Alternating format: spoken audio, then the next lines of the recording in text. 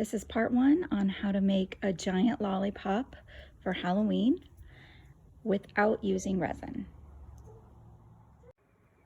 So what I do for this one is I've done a couple coats of the green, and this shade always looks pretty watery to me.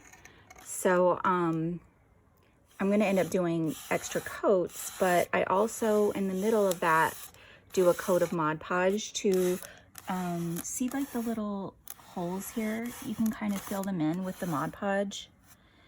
Then you're gonna go back over it and paint again. See how much better that looks with, you can see the Mod Podge drying, and there's not like all those, let me focus it here. There's not all those little holes like there are back here, right? Okay, so after the Mod Podge dries, then I'm just gonna add another coat of my color to hopefully get it a little bit more opaque. Okay, so what I'm doing now is I've done my green coat, then the coat of Mod Podge, then another coat of green, and now I'm doing my final coat of Mod Podge, okay?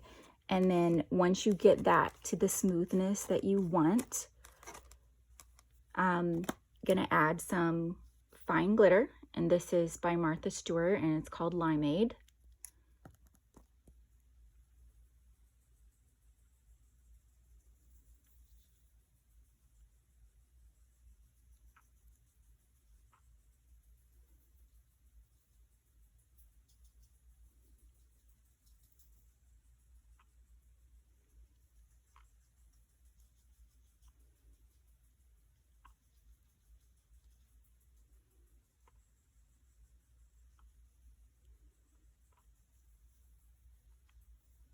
And I'm going to go ahead and do both sides and around the lollipop on the outside too.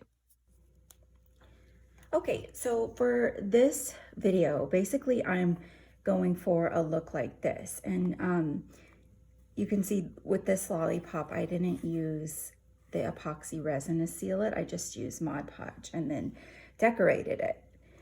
So for my other video, they will have resin on them, but for this one, I'm just gonna be doing the Mod Podge to seal and then the sequins on it to decorate it.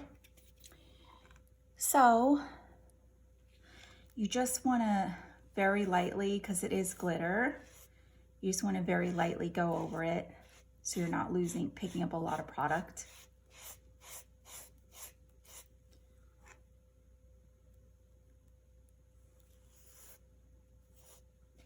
But you wanna seal it in, right? Okay, now you're just gonna let that dry. And in my other videos, I'm gonna show you how to do the resin again and then my Halloween designs for those, and we'll come back when this is dry and do the decoration.